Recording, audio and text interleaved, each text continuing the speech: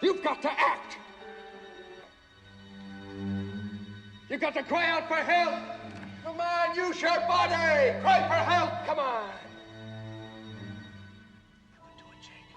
I want you to cry out. I can't. I'm a sardine. How am I supposed to? Sardines in a can are dead. They can't feel. They can't be afraid. But you're alive and afraid.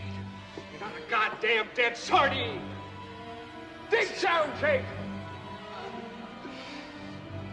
Cry out.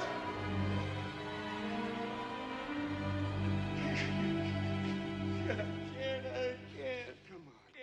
This is where we find Jake Scully, completely blocked, unable to perform as an actor and unable to act in his own life. That's the word the whole film turns on, act. Body Double is about a man prevented from being his true self and the dark journey necessary to free him from his own internal prison. At the very start, he's lying in a coffin, playing a vampire in a cheap horror movie, but he can't perform. His claustrophobia is so extreme it leaves him catatonic.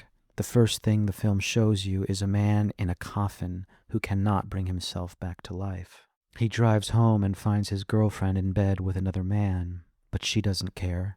She gives him a flat look and turns back to her lover as if he's the one intruding. On the television, Viva Beats' "The House is Burning but There's No One Home" is playing. Jake's life is burning down, and there's no one there to put the fire out, because Jake isn't really there. He's paralyzed, and he can't put out the fire. By the end of the day, he has no girlfriend, no place to live, he's failed at his job, and he feels completely demoralized. And the next day, his auditions go badly. He's still frozen, insecure, down on himself, stuck in his head. Then we come to the acting class, the key scene in the film. The teacher runs him through a regression exercise, taking him back to a childhood memory. Little Jake playing a game called Sardine, jammed behind the freezer in the basement, wedged in too tight to move, afraid, but more afraid to cry out, because his older brothers would laugh at him for being a baby. The childhood trauma is the root of it all. Deep down, Jake is still the small boy who learned that letting his feelings show and crying out for help only gets you humiliated even more. So he stays silent and stuck. The teacher won't let him hide there. "You're alive and afraid," he says. Then he escalates. "You'll die in there. You've got to act. Face the fear and move, or stay sealed in it forever." But Jake can't.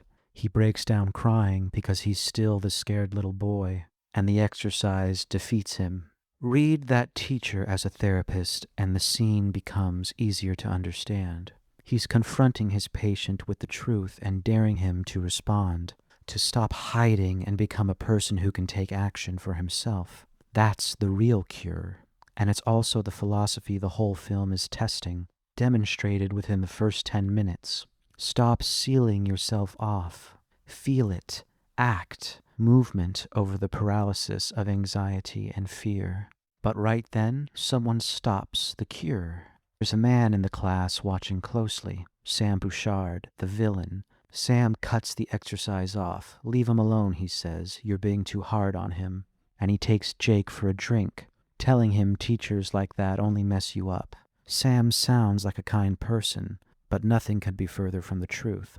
The teacher wanted Jake to feel the pain and move through it, but Sam wants the pain switched off, because a man strong enough to confront himself is harder to manipulate. Sam is the anti-therapist. He needs Jake to remain hopelessly blocked for the plan to work. The comfort he provides is a poison pill. Jake is being set up. Lucky for Jake, Sam needs a house sitter. But this isn't just any house. Brian De Palma chose the location on purpose. The Chemisphere, the famous octagon perched on a single concrete column over the canyons of Los Angeles, all hard angles and glass, up in the hills, away from everything. This is where Jake will be staying. It feels like a place a man could be reborn. It's filled with potted plants and surrounded by lush greenery, but it's another prison, lifted out of reach, secluded from the community, with a single narrow way in or out. Jake hasn't escaped the coffin. He's just moved into a bigger, more beautiful one. But the house has another feature. Across the canyon, every night, a woman dances alone at her window. The moment Jake looks at her through the telescope, Pino Donaggio's love theme comes in. An ethereal, wordless female voice, breathy and warm, soothing and transcendent. It's the first thing in the film that reaches out and touches Jake with a message of hope, transcendence, and the promise of love. Everything he's been starved of.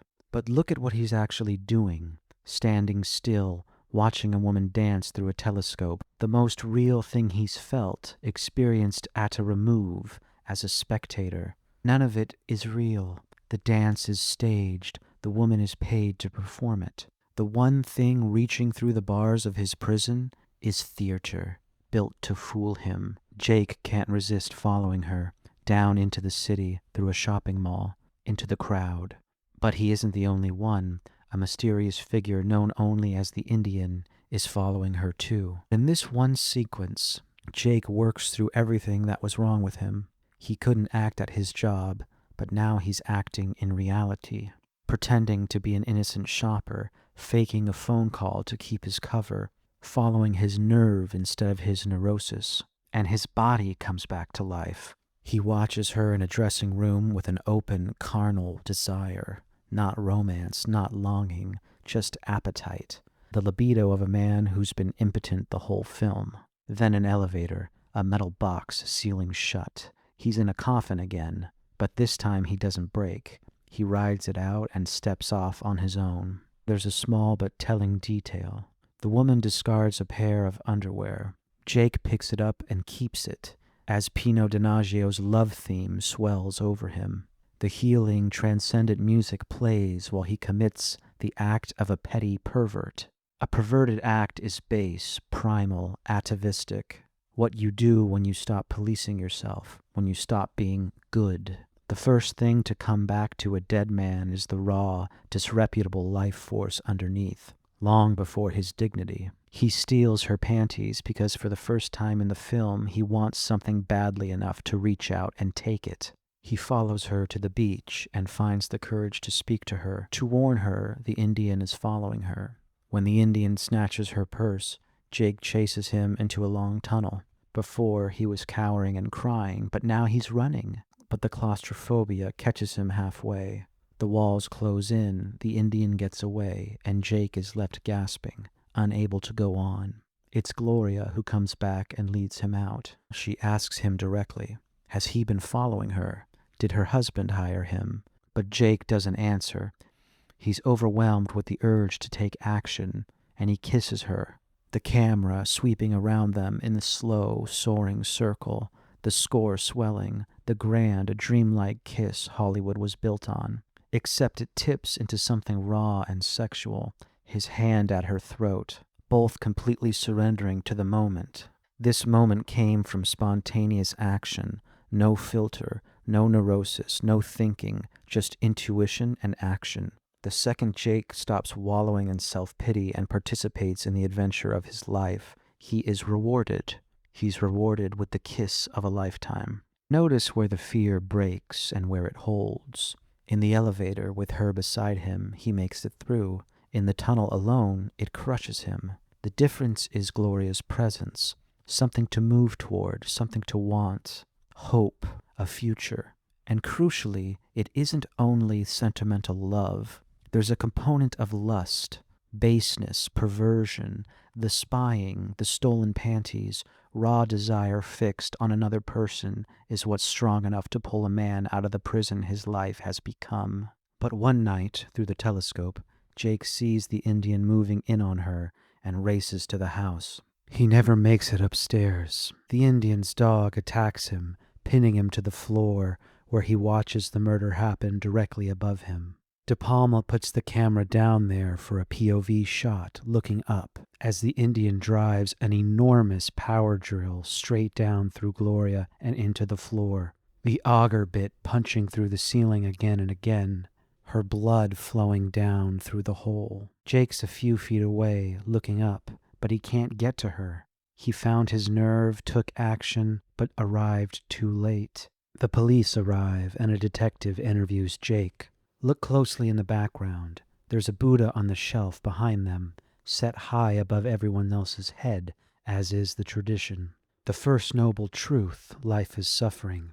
You never get everything you want, never reach the clean ending. You can't have your cake and eat it too. Nothing is ever fully satisfying. The detective doesn't think Jake killed her, but he tells him something much worse. Jake is the reason that Gloria is dead. If Jake had called the police instead of getting his thrills at the telescope, Gloria might be alive. The same lust and adventure that pulled him back to life got Gloria killed. That's the price of this vital transformation. For Jake to come back to life, Gloria had to die. The film won't let him have one without the other. Whatever you gain, you give something up for it.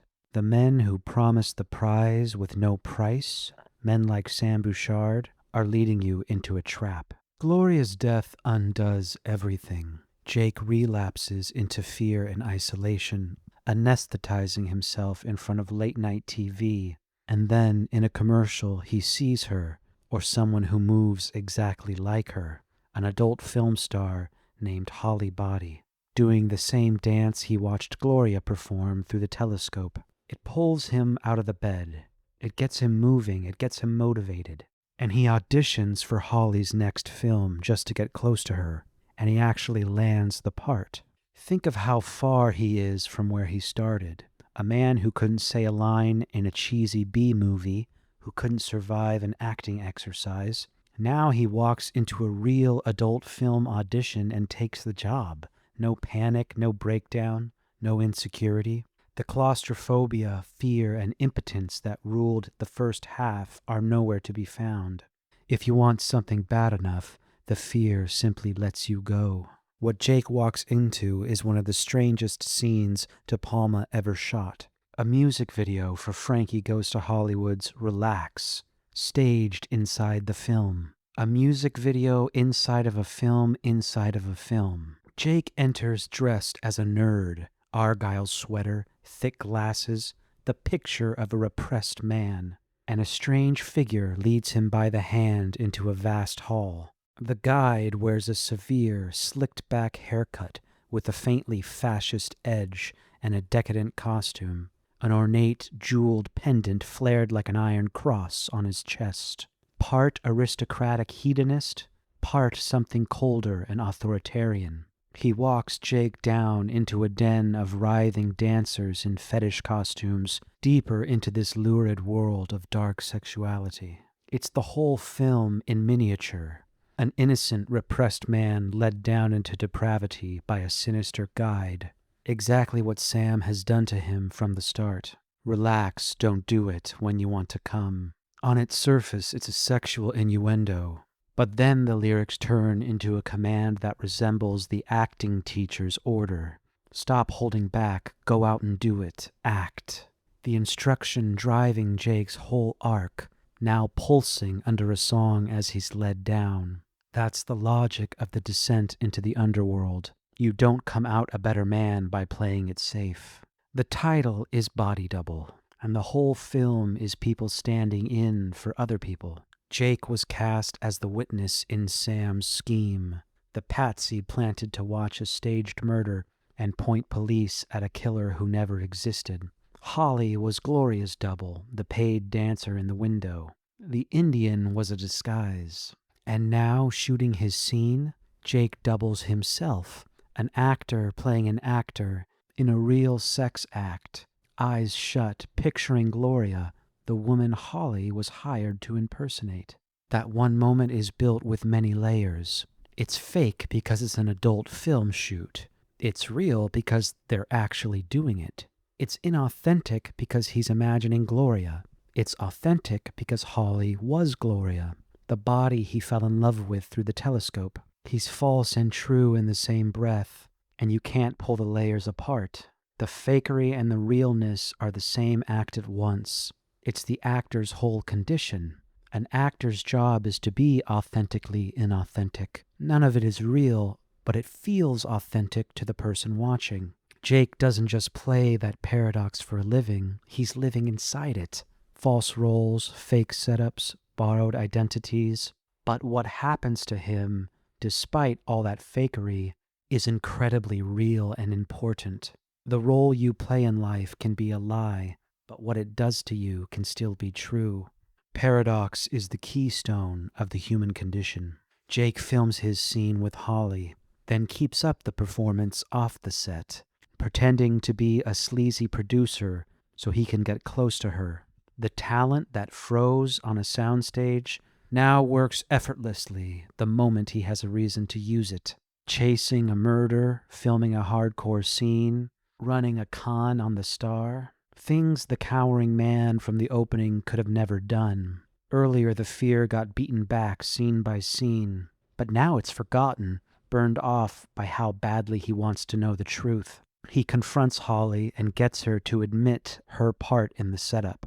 She was hired to dance in that window, paid to be someone else, paid to be a body double. But the moment she tells him, the two of them become loose ends, and Sam moves to clean them up, which is how they end up in a shallow grave at the edge of the city.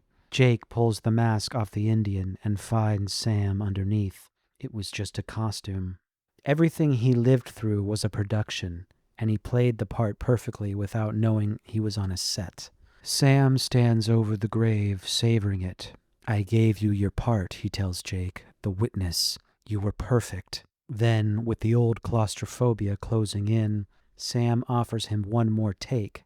"Only this time you've got to act." The same words screamed at Jake in the acting class by a man trying to save him, now spoken into his grave by a man trying to kill him. The film then slips into Jake's head. As he panics, he flashes into a dream, back in the vampire coffin from the opening, the panic climbing as it did then, the crew rushing in to pull him out. It's the same move Sam pulled in the acting class, soothing voices, comforting hands, the offer to make the hard thing go away. This time Jake stops them. "Get away from me," he says. "I can help myself." He sees through the kindness when the director starts in with reassurances. Jake cuts him off. "Don't lie to me. Save the speech." He sees through the soft words people use to steer each other, through the inherent dishonesty of human language. He chooses to see the reality clearly underneath. He gets back in the coffin, awake and unafraid. Snapping back to reality, he grabs Sam's shovel and fights back. Sam's own dog charges and knocks Sam into the reservoir, where he falls to his death. Jake rises out of the earth under his own power. Now he can finally act, both perform and take real action. The film ends where it began, on a movie set. The camera pulls back to reveal the lights, the crew, the rig, a body double stepping in. The illusion comes apart in plain sight, showing you exactly how it was built. A fitting end for a story about a man who had to decipher every illusion around him before he could act. None of this was Jake's choice. Sam cast him in a part he never knew he was playing, and life handed him humiliations he'd never have written. He didn't choose any of it, and it wasn't fair. And that's where you may find yourself too, cast in a part you never auditioned for, in a story you don't control, surrounded by people lying to you. But a script written by someone else is still yours to act. The role may be a lie, but the living you do inside it is real, and it changes who you become. The man or woman who stays trapped in their own internal prison, talking, rehearsing, self-pitying, watching life through glass, gets buried in it. But the man or woman who acts, who moves through the dark stretch of the script instead of freezing, who pushes forward even when it's ugly and costs more than they wanted to pay, it is they that come out the other side someone new, someone stronger. Their true self, no longer authentically inauthentic, but authentically authentic. The only way out is through. You don't get to write the part you were given. You only decide whether you play it dead or alive.